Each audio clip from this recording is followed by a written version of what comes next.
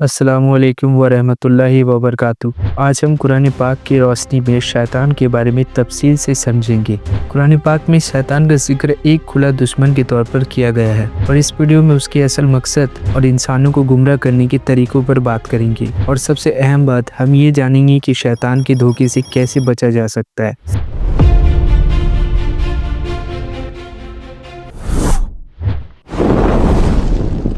सबसे पहले हम ये जानने की कोशिश करेंगे कि शैतान का असल मकसद क्या है और ये सारी चीज़ हम कुरान पाक के मुताबिक समझेंगे। तो शैतान असल में एक जिन था जो अल्लाह की इबादत करता था। उसका जिक्र सूरह अल-कहफ में इस तरह आता है, और जब हमने फरिश्तों से कहा आदम को सजदा करो तो सब ने सजदा किया मगर इब्लिस ने इनकार किया। वो जिन्नात में से था और उसने अपने रब के हुक्म की नाफरमानी की। इब्लिस ने अपनी तकब्बुर की वजह से अल्लाह के हुक्म को मना कर दिया और उसका ये तकब्बुर उसके जवाल का सबब बना।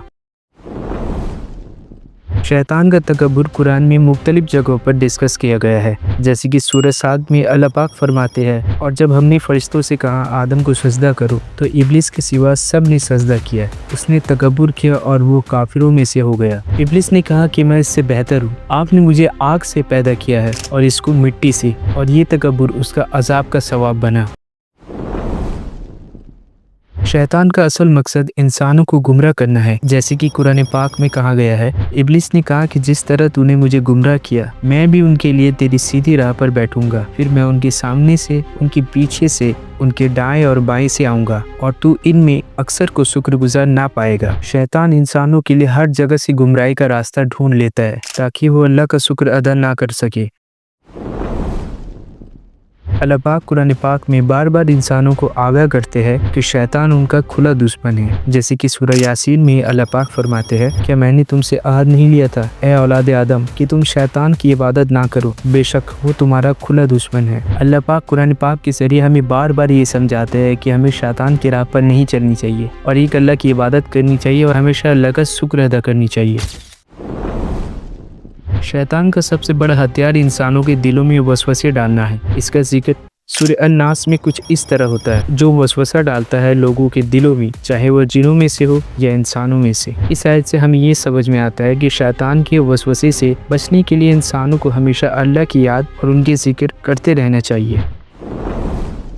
शैतान दुनिया की जीनत और लालच का छलावा देकर इंसानों को गुमराह करता है, जैसे कि सूरह अन-नूर में अल्लाह पाक फरमाते हैं, जो शैतान के नक्शे कदम पर चलता है तो शैतान बेशर्मी और बुराई के हुक्म देता है। शैतान इंसानों के दिलों में हमेशा बुरे ख्यालात को डालता है ताकि इंसान उसे करने पर मजबूर हो, और वो शैतान इंसानों को अपनी असली मंजिल से दूर कर देता है।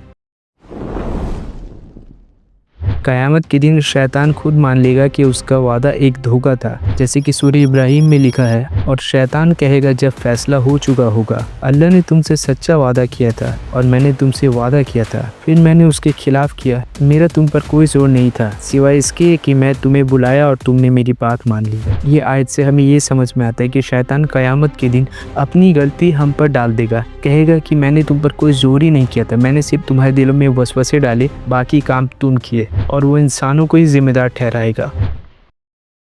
शैतान के मकर और धोखे से बचने के लिए कुरान पाक में हम कुछ तरीके बताते हैं, जैसे कि ये आयत देखिए, अगर तुम्हें शैतान की तरफ से कोई वसवसा आए तो अल्लाह की पनाह मांगो। और ये दूसरे आयत को भी देखिए, जो लोग ईमान लाए और अपने रब पर भरोसा रखते हैं उन पर शैतान का कोई जोर नहीं चलता। शैतान की धोखे से महफूज रहने के लिए इंसानों को अल्लाह की इबादत और उसका जिक्र हमेशा अपनी ज़िंदगी का हिस्सा बनाना चाहिए, जैसे कि नमाज, कुरान पाक की तिलावत और हर दुआ में अल्लाह पाक से कुछ न कुछ मांगना और उनकी शुक्र अदा करना।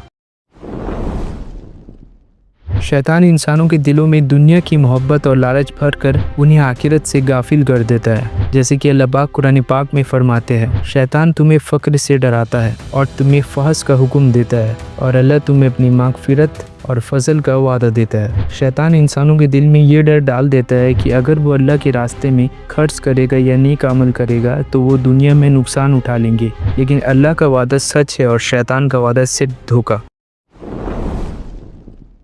शैतान हर इंसान को गुमराह नहीं कर सकता। कुरान पाक में अल्लाह पाक के मुखलिस बंदों का जिक्र किया है जो शैतान के मकर से महफूज रहता है। जैसे कि सूरह अल हिज्र में अल्लाह पाक फरमाते हैं, मेरे बंदे जो मुखलिस है उन पर तेरा कोई जोर नहीं चलेगा। जो लोग अल्लाह की तरफ रुजू करते हैं, उनका जिक्र करते हैं, इबादत करते हैं और नेक अमल करते हैं, उन पर शैतान का कोई जोर नहीं चलता। वो शैतान के धोखे से महफूज रहते हैं। ये अल्लाह की रहमत है जो सिर्फ उन लोगों को मिलती है जो दिल से उस पर यकीन रखते हैं। दोस्तों, शैतान इंसानों का खुला दुश्मन है जो हमेशा गुमराही के रास्ते दिखाता है, लेकिन अल्लाह ने कुरान पाक में हमेशा शैतान के हर मकर और फसाद के बारे में हमें वार्निंग दिया है। अगर हम अल्लाह की तरफ रुजू करें और उनके हुक्म पर चले तो हम पर शैतान का कोई भी असर नहीं चलेगा। तो ये थी कुछ बेसिक डिटेल जो शैतान के बारे में थी।